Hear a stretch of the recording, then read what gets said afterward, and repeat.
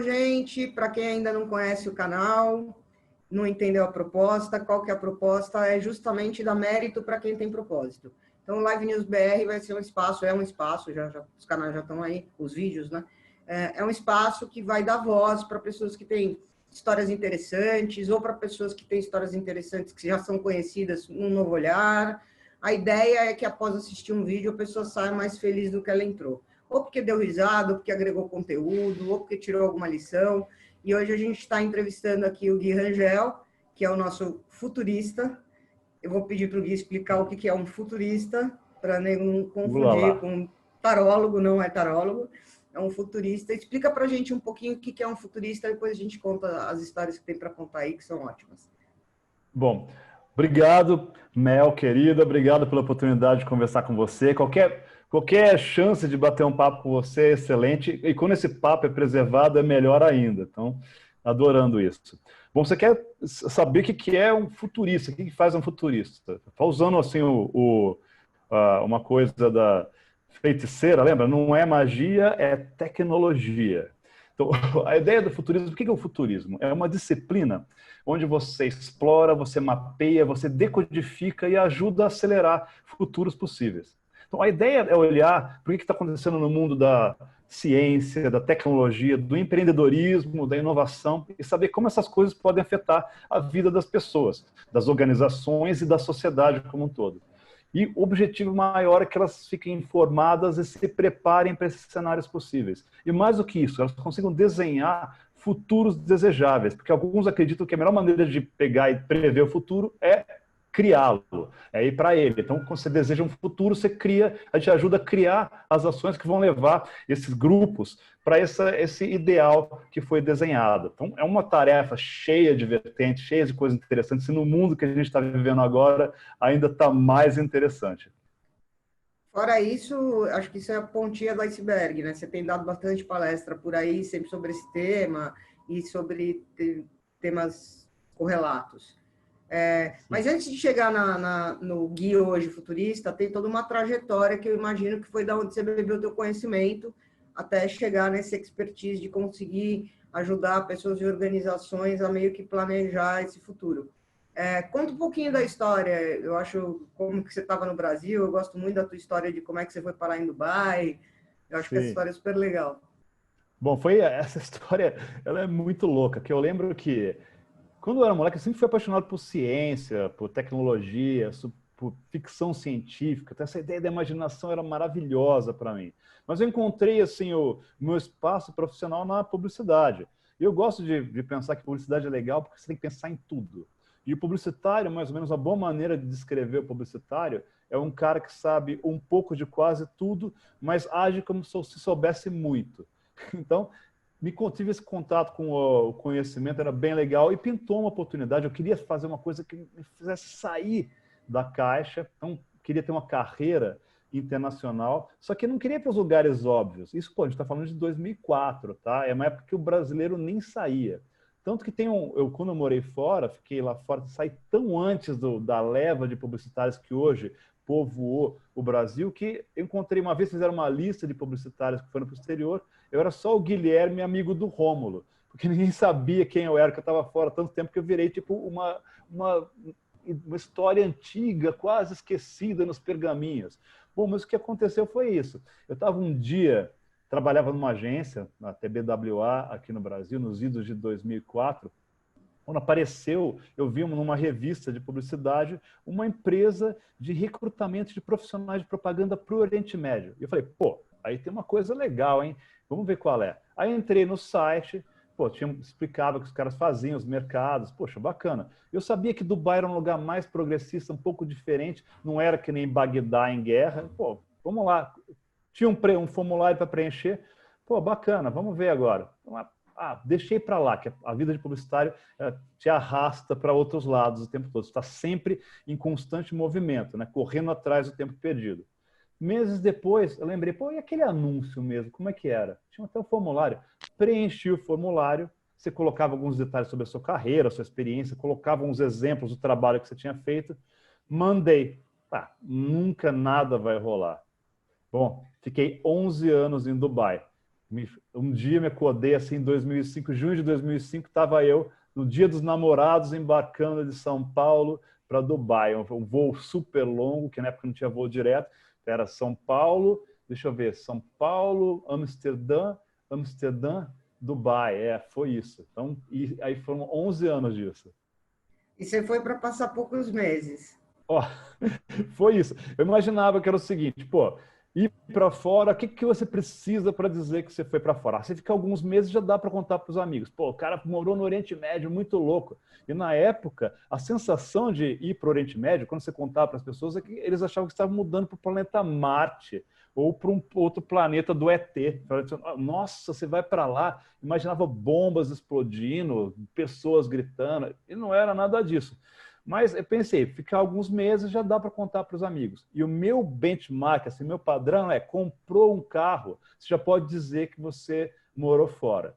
Bom, eu comprei 3 carros lá. Não foram ao mesmo tempo, mas foi mais do que suficiente para provar que eu morei fora mesmo. Entendi. E como é que foi essa experiência? Quando você chegou em Dubai, tinha aquela coisa de andar só com brasileiro? Tinha as tribos ou não tinha nem gente suficiente para ter tribo? Olha, Mel, né, quando eu cheguei lá, eu fiquei tipo 2 meses sem encontrar um brasileiro. A comunidade brasileira era super pequena, era bem junta, mas eu não tinha contato com ela. E eu estava tão envolvido com o dia a dia, que é tudo tão novo, que é uma coisa, você não tem que aprender os nomes, você tem que aprender os nomes. Você está acostumado a aprender que é o Rogério, esse aqui é o Maurício, essa é a Renata. Lá você tem que aprender o Rupesh, a Ruda, eu não sei, os nomes são todos malucos, o Hatish, o Salim, não sei, esses nomes, caramba, então era todo dia te consumia. Aí de repente você pegava, olhava e falei, puxa, preciso encontrar alguns brasileiros, mas eles não estavam em nenhum lugar. Depois de 2 meses lá, eu fui um dia, e na época era super complicado falar com o Brasil. Então eu fui num desses cybercafés e falar com o pessoal, minha mulher e minha filha que tinham ficado aqui no Brasil, elas ficaram 4 meses aqui, depois eu levei para lá, e no final de semana era hora de pegar e fazer um Skype com elas. Nossa, essa é a grande hora. Aí eu tô lá, poxa, quando eu começo a falar, alguém toca no meu ombro, eu olho, é um cara gigante. E o cara olha para mim, você é brasileiro? Era um lutador de jiu-jitsu que morava em Abu Dhabi, estava em Dubai naquele dia. Eu falei, nossa, era o Carlão do jiu-jitsu. Esse foi o primeiro brasileiro, depois vi esse cara, depois só 1 mês e meio fui ver brasileiro de novo na embaixada em Abu Dhabi. Então, eu gosto de falar que eu era uma referência. Tinha tão poucos brasileiros que eu era uma referência. Não porque eu era bom nem nada, porque todo mundo sabia onde era brasileiro. Fala, como é que eu chego no restaurante? Ó, você anda 200 metros, vira à direita no brasileiro. Perfeito. Era desse jeito, mais ou menos.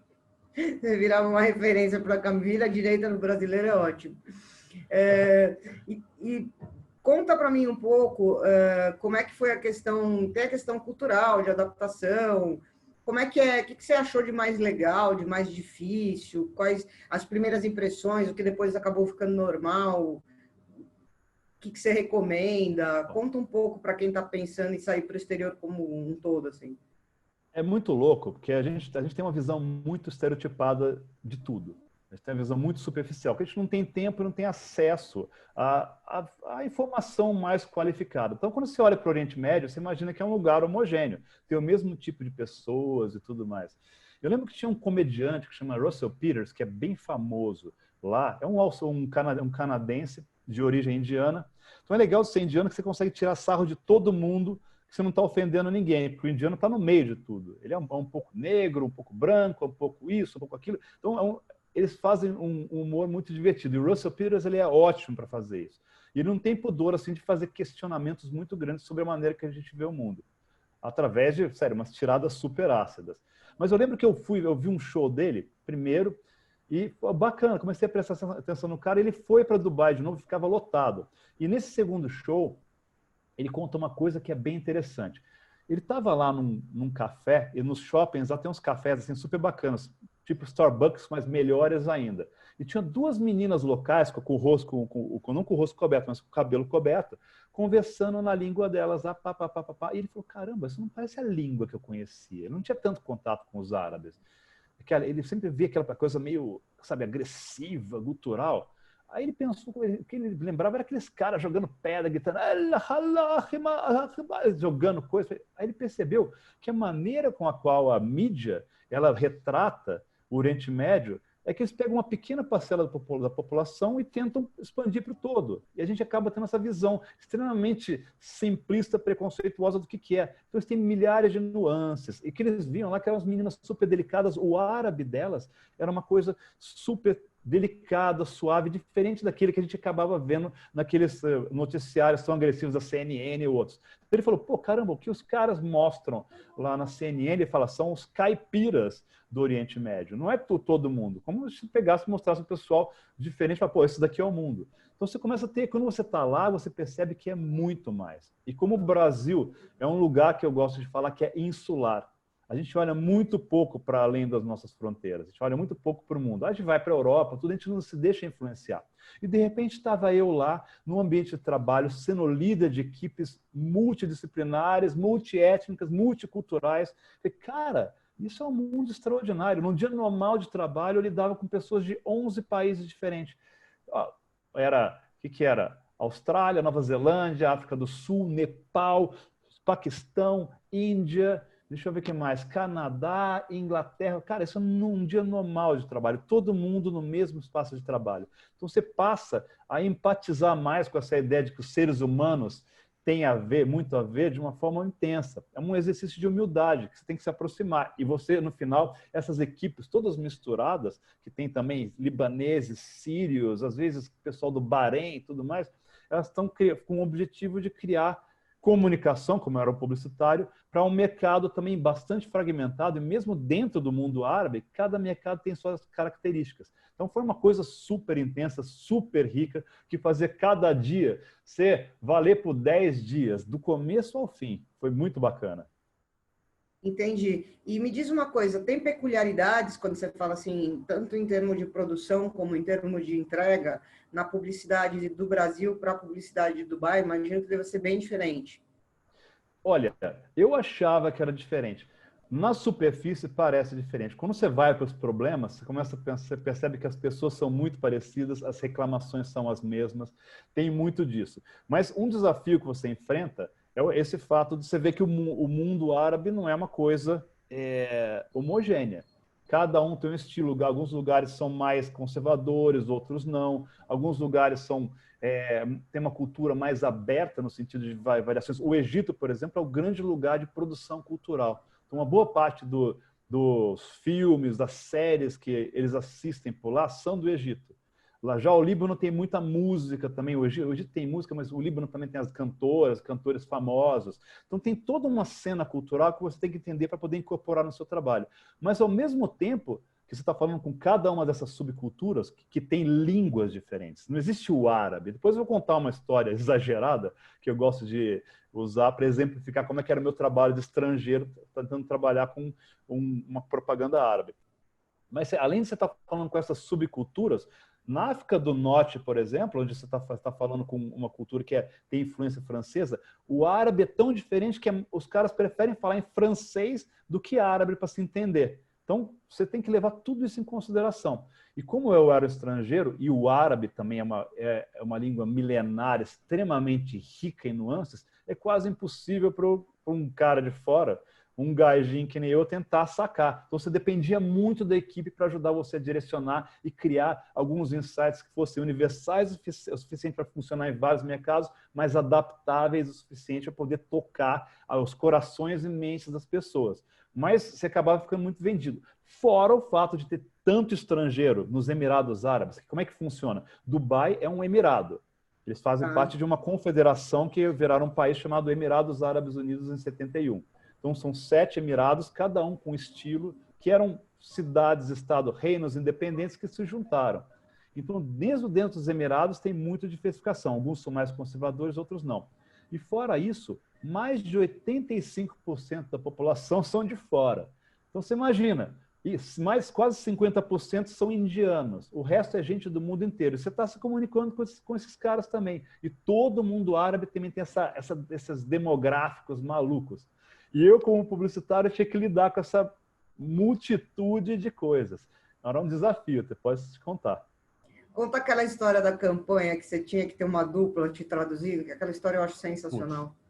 Ó, é um exagero, mas eu vivi várias situações como essa. Então, eu criei uma mistura de todas essas histórias para te contar uma história, para mostrar como funciona.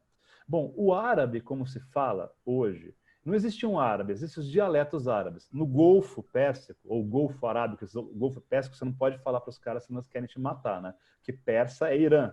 Irã é outra coisa, não é árabe. É uma coisa que a gente não sabia. Você fala, mas o Golfo Pérsico.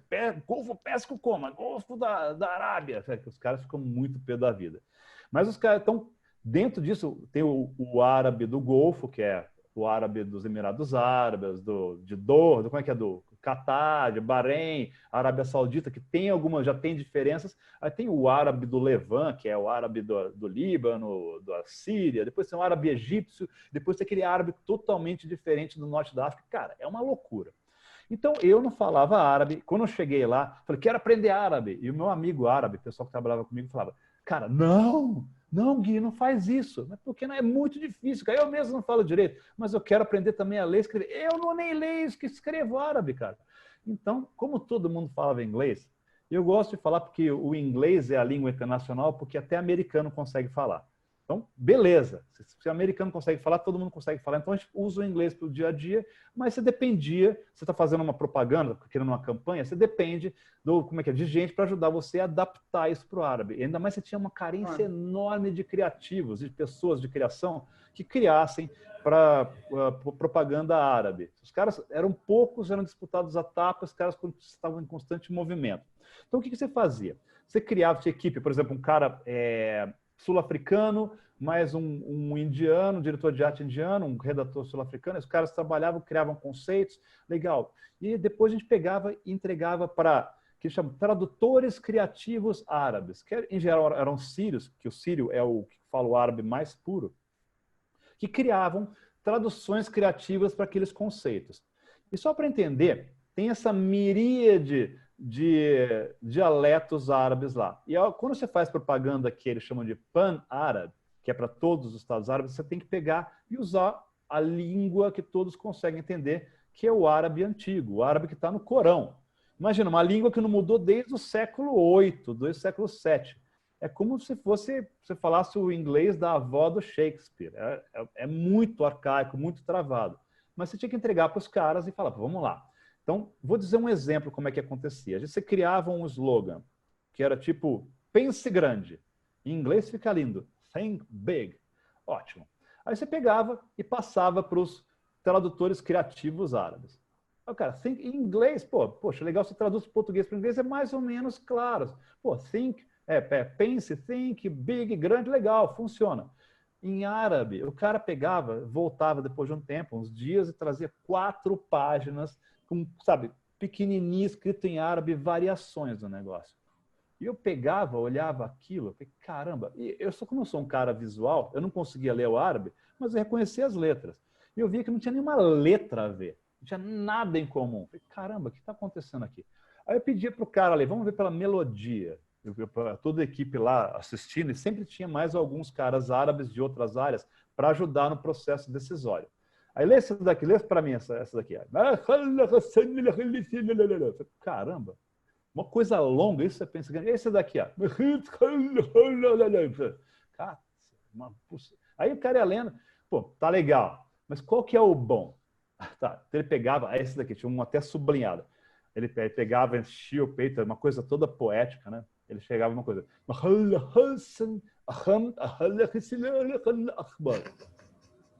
Aí eu pegava e falava, isso daí é pense grande?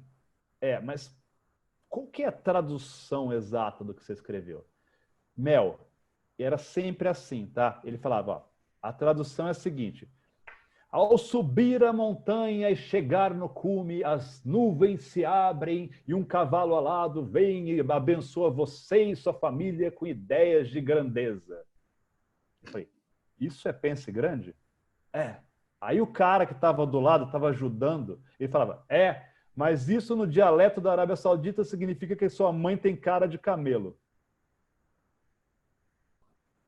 Como você consegue? Sensacional. Sério, era sempre assim. Uma palavra era pesada, outra era complicada, então você dependia demais, tinha mil sutilezas. O processo assim, criativo era muito complexo. Acho que a língua árabe tem mais de 2 milhões de palavras. É tudo assim, tudo é poético, cheio de nuances diferenciadas que variam de país para país. E fazia parte do desafio entender isso e colocar no seu trabalho de alguma maneira. Entendi, muito bacana. E tem uma coisa que para mim sempre foi um mito que quebrou quando eu tinha uma turma, uma vez a gente foi fazer uma reunião lá em Xangai, na China, e tinha um cara de Dubai. E eu tinha uma ideia de Dubai, que a gente no Brasil tem muito, eu acho que não só no Brasil, que a questão do álcool, o tabu do álcool. Eu comecei a desmitificar isso quando eu conheci esse cara de Dubai, porque assim, se a gente, qualquer situação que tinha, ele falava português, porque ele tinha família portuguesa e morava em Dubai. Em qualquer situação que ocorria, uma vez a gente se perdeu, se desligou do grupo, ficou perdido um tempo para se achar, enfim. Ele falava assim, let's go to the bar. Eu falei, gente, como é que um cara que mora num país onde a bebida alcoólica é proibida bebe tanto? E aí depois eu fui descobrir que não é bem assim, né? Como é que é a questão da bebida alcoólica em Dubai? Bom, isso é um mundo à parte. A ideia é a seguinte, cada emirado, eu falei que tem 7 emirados, cada um tem uma lei diferente. Em Dubai, na teoria, você pode beber bebida alcoólica se você se não for muçulmano e você precisa de uma autorização. A não ser que você seja turista. O turista pode beber. Então, e os bares que servem álcool têm que ter uma licença especial. Em geral, estão associados a hotéis. Então, tem as baladas mais pilantras, as coisas mais intensas, super. Tem shows também enormes e, sério, tudo a cachaça rolando solta. Você vai, tem uns bares assim, tinha um lugar à beira-mar, ali todos os ingleses lixo iam para tomar todas. Era uma festa, música ao vivo, DJ rolando, super festivais. Pô, eu vi lá Madonna, Justin Timberlake, rolou tudo, Metallica, Guns N' Roses, tudo ali nos Emirados. E cerveja, vodka, uísque rolando solto. Então, em Dubai, você precisava ir nesses lugares que tinham licença também. Você bebia à vontade, restaurantes, bares, super baladas. Ou você podia comprar em lojas, que você tinha autorização, onde você tinha uma cota que era relacionada com o seu trabalho, e você comprava e tomava em casa. Então, quando você encontrava a comunidade brasileira, a galera, se então fazia aquela churrascada, era cerveja rolando solta, caipirinha de 51, de pioca também, e tudo que você quisesse. Mas aí a brasileirada também descobre os caminhos das pedras. Tinha um outro emirado que era ainda mais aberto, que tinha um lugar que chama Barracuda, que era o supermercado da cachaça. Você ia para lá para encher o porta-malas do carro de bebida, tudo que você queria. Sério, era uma Disneylândia do Mé, como diria o Mussum. Você comprava e preço super barato. Então, excelente. Só que tinha um detalhe, tá? Esse emirado, que era Al Quwain, ele era um emirado super aberto, mas no caminho de Dubai tinha que passar por um emirado que é super conservador, que é proibido bebida, é proibido você ter bebida com você, e você pode ir preso se você tiver qualquer coisa de bebida com você. Você tinha que atravessar por lá. O que os malandros faziam? Quando você ia para lá, para comprar lá na Disneylândia da cachaça, você ia comprar sua bebida, você tinha um cara, um olheiro que sacava seu carro, via você colocando, aí você pegava a estrada. Como você estava no meio do caminho, já estava naquele emirado que era treta, o cara vinha com o carro e dava um totó no seu carro. Aí você parava, pé da vida, aí o cara descia e falava no equivalente em inglês assim do indiano, assim, mano, eu tô ligado que você tá com bebida no carro, se você não me der 1.000 dinheiros aí, 1.000 dirhams, que é o dinheiro de lá, eu chamo a polícia. Aí o que acontece? O pessoal dava dinheiro. Então rolou bastante, até que a galera ficou muito esperta. Mas essa pilantragem rola bastante. E a bebida rola solta. Ou seja, a malandragem não é exclusividade do Brasil. Não. Tem até um termo assim lá que essa é das coisas mais interessantes. Você tem um despachante de luxo, que chama wasta. Wasta é uma palavra em árabe que significa influência um nível acima. Então, o negócio era contratar um wasta, que é um cara basicamente com contatos. Tudo era possível. Ah, demora um mês para abrir a empresa. O wasta conseguia em um dia. Ah, tô com essa pessoa, ela não é parente sua, mas quer vir para cá para ficar na sua casa, só pode vir se for para um hotel para tirar visto, o Asta conseguia. Ah, só dá um visto de um mês, o Asta dava 3. Ah, meu carro está com problema, o Asta resolvia. Então você sempre tem esses caras que dão o famoso little way, o jeitinho. Então, lá tem pra caramba, faz parte da cultura. Então, a malandragem impera. É institucionalizado, inclusive, pelo que você está falando, Sim. tem nome. Não, você contratei um asta. Você tem uma empresa, por exemplo, você tem que ter um asta, que o cara não vai necessariamente fazer nada legal, mas o cara sabe todas as brechas no sistema para fazer as coisas acontecerem. Que também, repartição pública também lá, é a mesma coisa que aqui. Lembra, você viu aquele filme Zootopia? Acho que não. Dos bichos? É que o cara vai lá no, tipo o Detran dos bichos, que é o negócio, só tem bicho. Só que no Detran só tem bicho preguiça, eles se mexem assim, marcha lenta. Cara, muito é bom. Isso. Isso é mundial. Os caras tiraram sarro no desenho americano e em Dubai é a mesma coisa.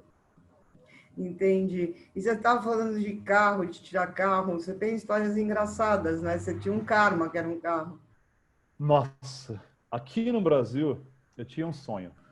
Bem antes, no final dos anos 90, a Mitsubishi lançou a Pajero. Eu falei, cara, esse carro é o carro dos sonhos. Era carro de rico.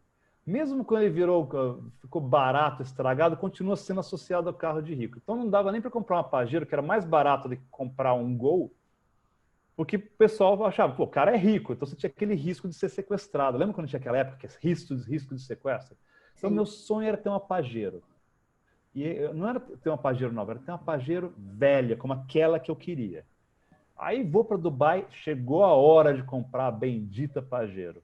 Cara, eu passei a acreditar em karma por causa dessa Pajero. Tudo que podia acontecer, aconteceu. Para você ter uma ideia, assim, um dos pontos mais baixos foi eu, à noite, no meio do deserto, numa estrada perdida no meio do deserto, com o carro, o motor explodiu e estava chovendo com tempestade de areia. Esse era meu carro. Estourou-se o sistema hidráulico, uma vez parou de funcionar e eu abri o capô, achei que tinha atropelado um alienígena, que estava tudo verde. Depois eu descobri que era o fluido hidráulico. Caramba! Depois explodiu o alternador. Aí teve uma época que como o Dubai não está preparado para chuva, 1 ou 2 vezes por ano, assim, são 350 dias por ano, mais ou menos, de sol. Sol. Aí tem alguns dias de nuvens, estão nublados, e uns 4 ou 5 dias por ano de chuva. E por mais ou menos uns 20 anos, um amigo meu, que foi meu chefe, falou que choveu quase nada. E foi a época que eles estavam reformando o sistema viário todo da região. Então, eles subdimensionaram a capacidade de drenagem. Aí, quando eu estava lá, teve umas chuvas daquela sério, cataclismáticas, e a cidade ficou inundada. E eu todo feliz com a minha Pajero, legal, por água não é problema. O que aconteceu? Ferrou a Pajero também. Então, a Pajero, ela deu todos os problemas. No final das contas, o que aconteceu? Um dia, o motor da bendita, ou da maldita, fundiu, e eu desisti. Caramba, comprei um outro carro, levei para o mecânico, aí começou outro carro que o mecânico não arrumava o carro, desapareceu, sumiu com o carro. Putz, fiquei anos sem saber, fui na polícia e depois tive que resolver anos depois, quando não me deixaram registrar o meu carro novo, que já não era tão novo depois de 2 anos, porque estava pendente aquele carro. Aí fui 1000 vezes na polícia. Ai, caramba, parecia que eu estava vivendo o dia da marmota, contando a mesma história para 50 caras, até que um carinha, um oficial de polícia árabe lá do Iêmen, pegou assim, ó, vem aqui, eu vou resolver esse problema. Achou o maldito, fomos lá e achamos o carro que estava abandonado num estacionamento da prefeitura de Dubai. Isso é interessante, que aconteceu na época da crise. Cara, a crise foi um show de horrores, meu. Quando veio aquela crise de 2008, veio um tsunami de desastre econômico dos Estados Unidos que arrastou tudo na frente. E Dubai, eu gosto de falar que a estrutura econômica estava figurativamente e literalmente construída sobre areia. Então lá tudo entrou em colapso, parou tudo. E como lá não tem uma lei de falência para pessoa física, se você não paga suas contas, você está em dívida, você vai para a cadeia. Então tinha um monte de gente ganhando dinheiro para caramba com o mercado imobiliário, tudo, com essas coisas todas acontecendo. O que aconteceu? Para tudo, os imóveis passam a ter 1/3 do valor, um monte de neguinho que estava especulando, gente que tinha empresa, tudo, para tudo. O que a galera fazia? Ia para o aeroporto, deixava o carro no estacionamento e nunca mais voltava. Pegava o avião e desaparecia. Milhares de carros foram abandonados assim. E o meu carro estava junto desses, milhares de carros. Desde Toyotinhas, pequenininhos assim, de 2 portas, até Rolls Royce, Ferrari, BMW gigantes e tudo mais. Achei a tranqueira lá e consegui resolver o problema. Nossa, os caras largavam o carro, pegavam um avião e iam embora do país. Totalmente, era isso, abandonavam. Porsche, eu vi os caras, e depois de um tempo os carros ficavam lá, um ano ou dois, a prefeitura conseguia liberar os carros, eles iam para leilão, e alguém comprava aquilo por uma fração do preço, mas cobertos de areia, né? Imagino, imagino. Eu não consigo imaginar como é que é uma tempestade de areia. É um Ó, negócio, sei lá, é tenta me muito louco. descrever. Ó, eu vou contar de uma boa. A minha ex-mulher, que eu estava casado na época, eu estava viajando a trabalho, eu estava com a minha filha, a gente decidiu que ia para um outro emirado que tinha um zoológico. Aí bonito, tá tranquilo. Aí pega o carro, sai, pega uma estrada lá, que era do lado do condomínio, que depois ia pegar a estrada que é direto para esse emirado. A gente chega lá, papai, eu tô com fome. Aí paramos num posto de gasolina que tinha um McDonald's. Vamos comprar umas coisas aqui, filha. Enquanto a gente chega lá, começa a vir um pouco de areia. Já tinha visto aquilo. Ah, legal, um pouquinho de areia. Bastante areia, coisa que você não está acostumado. Daqui a pouco, tudo some, tudo fica amarelo. Amarelo. A temperatura aumenta pra caramba. E vem um vento enorme, areia, começa a acumular areia. Palmeiras são derrubadas. Assim. Esse negócio foi muito, muito forte. Nossa, muita areia, forte demais. E aquele amarelo, parece que você está em outro planeta. Não é parecido com nada com o que a gente já tenha visto. Aí deu uma parada, vamos embora daqui. Quando o carro está coberto de areia, tudo que é canto já tem uma pilha de areia subindo. A gente vai para a estrada, pega outra estrada, aí a gente entra enquanto a gente está lá, a tempestade chega na gente, você não consegue ver nem 1 metro na frente do carro. E eu não tinha coragem de parar, que se tiver algum maluco, ele vai dar na gente. Vamos continuar aqui. Então você fica indo naquela coisa devagarzinho, sem ver nada, continua, e dá um desespero. Você não consegue, tudo, né? Não tem aquela coisa como a chuva, que é para trás, você consegue ver um pouco, você tem um pouco mais de visibilidade. Assustador. Aí, de repente, a gente pega e sai da tempestade de areia. E a sensação, aí é muito louco, porque é como se fosse uma parede. E ela tem uma altura, vamos dizer, eu não lembro exatamente qual era a altura, são 500 metros de altura, mas ela termina e acima dela fica o céu azul. Então o que parece é que vem uma onda gigante amarela que está te perseguindo. Nossa, isso daqui é muito surreal. Não é tão exagerado como aquela do Missão Impossível que se passa em Dubai, mas é uma experiência a ser lembrada. Se você está na rua e começa a formar uma tempestade de areia, você está a pé, você tem que fazer o quê? Você está correndo e entra em algum lugar? Sim. Ou você pega e enrola uma camiseta na tua cara para você poder respirar, porque aquela areia, ela vai... e não é que nem a areia da praia, é uma areia super fina. Então é um negócio que causa uma irritação muito grande. Seu olho também, então é fogo. E o calor, dependendo da época, o calor é um negócio indescritível. Eu peguei mais de 54 graus lá uma vez. Nossa, 54 graus. É. Tem 2 tipos de calor, tá? Tem o calor que eu gosto de dizer que é o calor seco, que é aquele que você não percebe tanto. Essa vez que eu senti 54 graus, eu estava filmando um comercial de uma marca da Ford, que era Mercury. Então a gente filmou, foi muito engraçado, que a gente começou o dia filmando no centro de Dubai, e a gente pegou, e quando a gente pegava, se fazia essas filmagens de carro, a gente pegava o carro, ele era filmado, você não conseguia ver direito, mas você tinha que ter uma pessoa dirigindo, então colocava o cara com aquela roupa de alalaô. Só que o piloto que filma tem que ser um especialista, eles chamam de precision driver, um cara que dirige para essas filmagens. Às vezes tem que filmar perto de carro, sabe, da câmera, o cara tem 1000 controles, geralmente é piloto de rally. Esse cara era um inglês. Então a gente colocou aquela roupa de alalaô no cara lá, ele ficava lá dentro, como era o vidro era escuro, não dava para ver o cara direito. Então, beleza. E a gente colocou uma placa falsa para poder, como é que é, não confundir com nenhum país. Podia passar na Arábia Saudita, nos Emirados Árabes, ninguém, era uma placa meio neutra.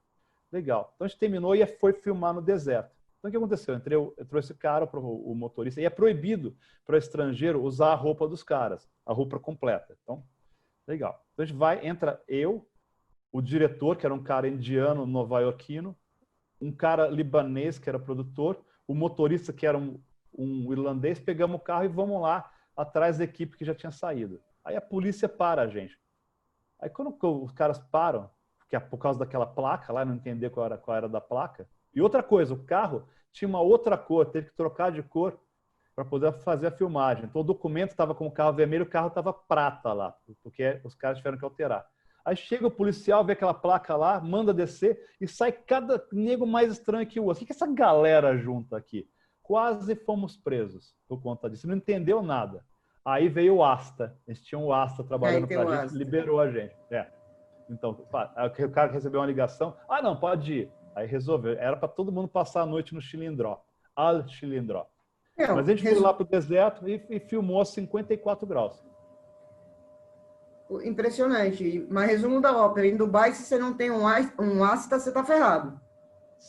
Eu recomendo, assim, você consegue sobreviver. Mas uma coisa que você descobre quando você mora fora é que todas as decisões que você toma custam mais dinheiro e tomam muito mais tempo do que deveriam. Você só bate cabeça, só faz besteira. Depois que você faz, aí você fala com alguém e fala, pô, cara, você podia ter feito isso, que ia demorar metade do tempo, ia custar um quarto do valor. Eu falei, putz, por isso que é bom você ter alguém que já conheça o caminho das pedras, claro, porque é muita coisa. Não é diferente aqui no Brasil. Você pega gringo que vem para cá, apanha no nosso sistema. Não, você que está envolvida com esse ecossistema de startups, aqui só brasileiro consegue sobreviver, que o negócio é selvagem mesmo. Nossa. O Brasil não é para amador, né? Não. Tem termos que definem o Brasil que eu acho maravilhoso. O meu predileto é o do Edmar Baixa. Ele fala que o Brasil era uma Belíndia, que tem uma minoria bem pequena e rica, que nem a Bélgica, com uma maioria muito grande e pobre, que nem a Índia. Eu adoro esse termo. Perfeito, não é perfeito, não é totalmente isso. Os contrastes são assim assustadores. Lá também, Dubai também tem isso, que você tem uma elite, tem uma renda per capita das 3 ou 4 mais altas do mundo, mas tem uma massa de trabalhadores que constrói aquele lugar, que constrói aqueles prédios. Eu vi acontecendo. A sensação que eu tive foi de ter morado em 5 lugares diferentes, que vizinhanças inteiras surgiram enquanto eu estava lá. Mas quem constrói isso são os trabalhadores, que trabalham a 44, 45, 47 graus, os carinhas de Bangladesh, os carinhas da Índia, carinhas de, sei lá, Nepal. Os caras vão lá e ralam para fazer com que aqueles arranha-céus, aquela cidade dos sonhos, se transforme em realidade. Você já se queimou? Em que sentido?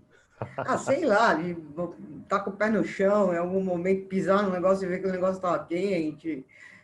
Bom, eu posso fazer uma lista assim, das 10 vezes mais engraçadas que me queimei. Então, você se queimou várias vezes. Nossa, sério, teve uma vez, a gente foi para um outro emirado, chama Fujeira. É um lugar que tinha uns clubes lá, e tinha um que a gente ia, que era um clube que ia muito russo. Chama que é Sandy Beach Hotel, chamava. E tinha uma ilhazinha que dava para ir nadando, que tinha tartarugas, tubarõezinhos. Era bem legal. Aí eu lembro que eu estava lá e era verão, assim, não era o pior do verão. E eu lembro que a minha filha estava ali na água, estava com a minha sogra na época.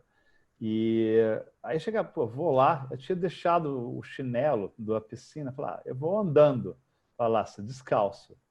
E beleza. E eu penso, legal, que é quente pra caramba. Mas pera, o lance é o seguinte, já viu aquela história da mente sobre a matéria? Legal, eu tenho controle sobre o meu corpo. O negócio tá na sua cabeça. Pô, a galera anda nas brasas. Então é com aquele controle, né? Eu até narrei isso no meu blog na época. Teve até gente que no aeroporto disse, você é o cara lá da areia quente, certo? Então, o que eu faço? Eram 50 metros até a água, e eu falei, pô, vou andar lá, tranquilo, mente sobre a matéria. Aí eu começo a andar, e o calor vem forte, né? Você pode sentir. Aí fala, caramba, tá na cabeça, você não controla. Cara, não, tem que manter minha pose, vou continuar andando que eu vou me controlar, vou chegar lá inteiro. Chega uma hora, você dane-se minha imagem. Eu comecei a correr que nem uma gazela, gritando. Ah! Me joguei na água que nem uma, sério, uma libélula. Foi uma coisa humilhante, terrível, mas eu não queria saber de mais nada, só me senti um idiota. Nunca mais eu fiz isso. Mas me torrei no sol, a gente jogava basquete no sol. Eu com os amigos. Chegava das 10 ao meio-dia, das 10 ao meio-dia e meia de jogar basquete. Horário bom, né? Não, a gente chegava, a gente secava, eu perdia 4 quilos de suor lá. E o seu corpo, é impressionante que o seu corpo vai se acostumando. À medida que a temperatura vai aumentando, você está jogando, de repente, você está jogando ao meio-dia, uma temperatura de 45 graus, e você não está sentindo, o seu corpo está drenando. Mas a vantagem é que logo depois, a cerveja, isso sim é o Nirvana. Sério. É uma cerveja merecida. O mal, tudo se transforma. O malte é maravilhoso, a vida é perfeita. É uma coisa linda, né? Aquela cerveja merecida que é incomparável. A gente fazia, tinha um grupinho lá, uma galerinha, toda vez era a mesma coisa. A gente secava, ia lá, tomava. E o brasileiro é um bicho barulhento. O brasileiro bêbado é duplamente barulhento. Então, tinha uns gringos com a gente, e nós, uns 3 ou 4 brasileiros que jogavam basquete também. A galera achava que a gente estava brigando, né? Mas o brasileiro conversa dessa maneira, se descobre, a gente concorda muito alto. Então é maravilhoso. E com cerveja fica melhor ainda. A gente concorda alto, você tem razão. É. Mas brasileiro é brasileiro. Eu sou uma patriota nata. Então, Gui, me conta uma história. Em Dubai, teu nome é Amgui, né? Essa história é clássica e me persegue até hoje, meu. Vou contar como aconteceu. Eu estava trabalhando numa agência, numa multinacional na época, Younger Rubicon, e eu era diretor de criação regional. Tocava projetos para todo o Oriente Médio, tinha 18 escritórios, eu acho. O que acontecia é que a gente ajudava muito em projetos importantes. O pessoal chamava a gente como uma task force, para dizer uma expressão lá da gringa. E rolou um que era muito importante lá em Oman. Oman é um país ali do lado dos Emirados. Então tinha um escritório da Young Rubicon lá em Oman que tinha um projeto muito grande, uma concorrência para ganhar a conta de uma companhia aérea local, Oman Air. E era chave para os caras, era uma verba enorme, era de exposição, ia mudar o perfil da agência, era muito importante. Então os caras falaram, precisamos de vocês. Legal, a gente trabalhou no projeto de longe e depois fomos lá para apresentar, eu fui apresentar. Então os caras deram assim um toque para a gente, já conheciam o cliente, tá? E falaram, gente, é muito importante para a agência ganhar essa conta, só que é o seguinte, tem um grupo grande de pessoas que vai assistir a apresentação, uma parte deles está do nosso lado, já é um pessoal que gosta da gente de antes, mas tem um pessoal que está contra, certo? Mas a gente não sabia quem era.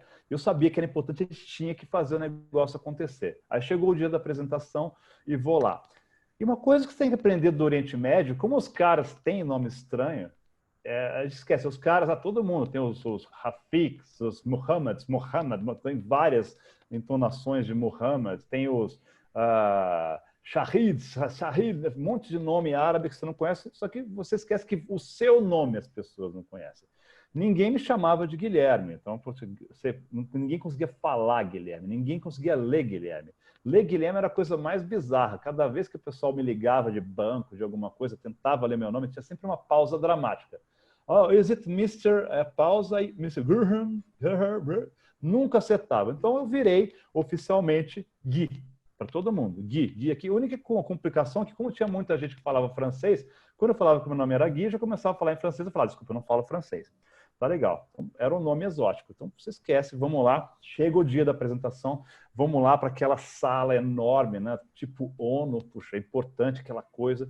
E chega a hora, vai se apresentando para os clientes. Aí eu chego para um cara que estava vestido com aquela roupa de alalaô, típica, assim. E só que lá em Oman eles usam um negócio que é tipo uma tampinha, assim, de chapéu.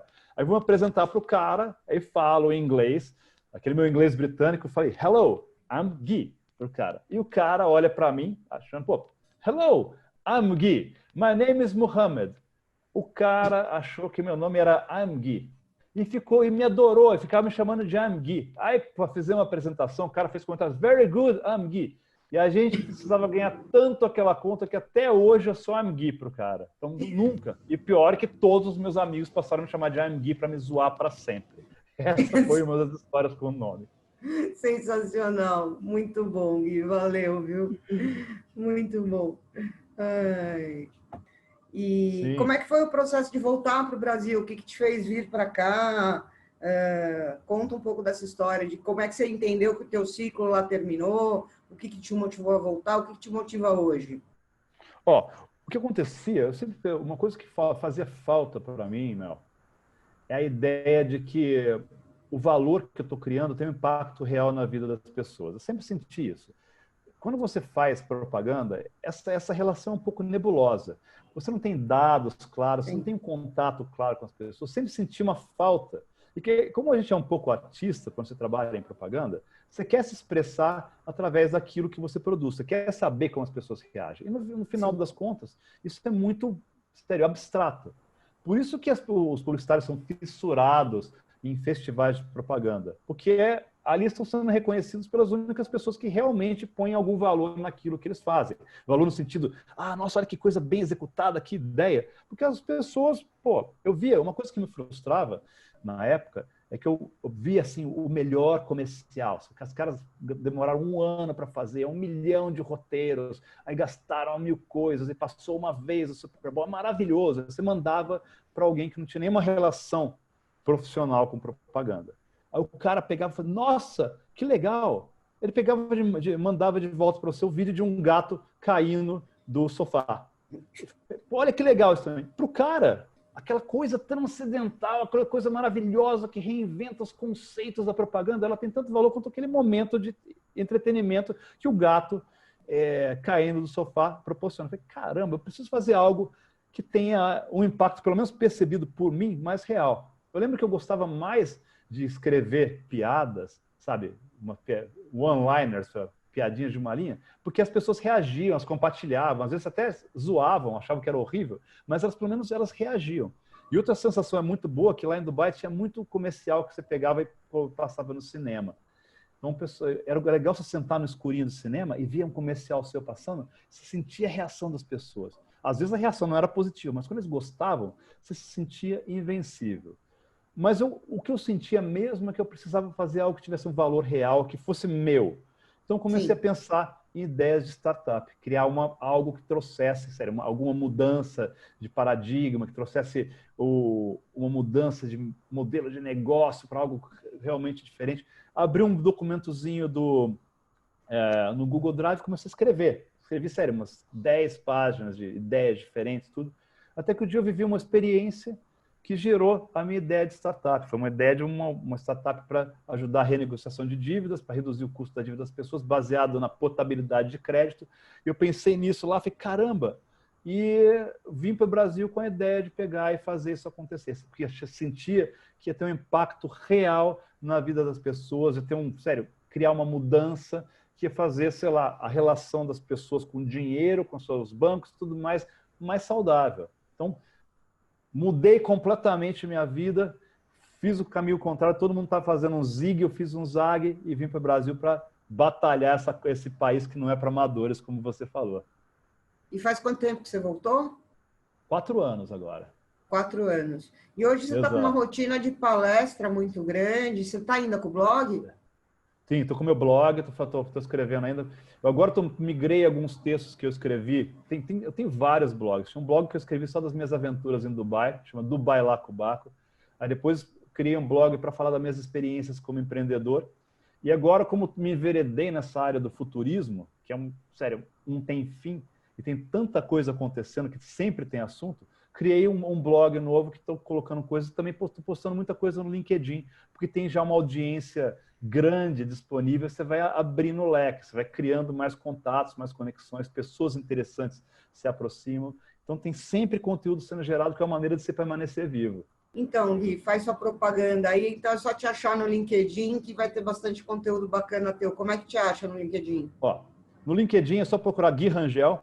Eu sou o único Gui Rangel no LinkedIn, fácil de achar. Se quiserem dar uma olhada um pouco no meu trabalho aí de futurista, palestrante, também consultor nessa área, vai no meu site, que é o guirangelpalestras.com, ou me procura lá no Instagram, que é underscore, que é aquela barrinha de baixo, Gui Rangel, underscore de novo. Eu coloquei underscore dos dois lados porque ficava simétricozinho e bonitinho. Lá como eu ponho conteúdo, ponho atualização nas lives que estão rolando e uma série de outras provocações que estão acontecendo no dia a dia.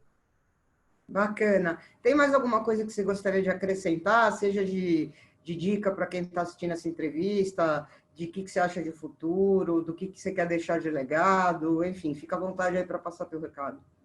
Ó, o que eu gosto de falar é que tem um termo, e quando você vira futurista, você acaba criando seus terminhos proprietários, ou seja, coisas que faltam no seu repertório quando você está aprendendo dos outros, que você fala, eu preciso de algo que expresse essa ideia, o que está acontecendo. Tem um termo que eu uso muito nas minhas palestras que eu chamo de os 50 tons do futuro. O que é isso? É a ideia de que o futuro não é uma coisa homogênea. Não existe uma forma de prever o futuro. Você não é um tarólogo, você não é um astrólogo, você não consegue definir, você consegue definir tendências. Mas mesmo quando você olha para essas tendências, o futuro vai se manifestar de maneira diferente. O que eu gosto de falar é que o futuro para mim, futuro para a Mel, são veículos autônomos, inteligência artificial, drones fazendo entregas, engenharia genética, nanorobôs, computação quântica. Legal. Para uma outra pessoa, aqui no Brasil, aqui numa vizinhança próxima, o futuro pode ser, eu quero ter saneamento básico. Então, essa é a ideia. A gente tem que olhar para o futuro como uma coisa muito mais complexa do que uma tendência só. O home office vai funcionar para todo mundo. Não. A gente tem que olhar para o futuro e nos tornarmos agentes. Outra coisa que é muito arriscada é a ideia, é uma coisa que eu chamo de síndrome da saciedade da informação. Hoje a gente recebe tanta informação que ao final de receber essa informação a gente se sente saciado. Fiz alguma coisa. Mas essas informações, se você não transformar elas em ações, ela não tem função nenhuma. Ela só vai ser entretenimento para você. Então o que eu gosto de falar é que temos que nos tornar futuristas. Mais do que tudo, a gente tem que se tornar protagonista das histórias que nós estamos criando. Se for uma mensagem só para sobrar de tudo, para ficar de tudo que eu falei, pensem nisso, sejam agentes do futuro que nós estamos criando. Não sejam apenas espectadores. É porque você tem que ser protagonista na vida, né? Exato. Totalmente. Então é isso, gente. Obrigada, Gui. Obrigada quem está assistindo, quem assistiu. Segue o canal, segue os outros entrevistados, que vão ser sempre histórias bacanas. E espero estar agregando alguma coisa. O meu propósito é muito parecido com o teu. Se eu quero gerar algum tipo de impacto positivo para me sentir melhor. É egoísmo, mas é verdadeiro. Que isso, pô. É fantástico. Você é tudo de bom, Mel. Obrigada. Beijo. Beijo, obrigado, tá? Tchau.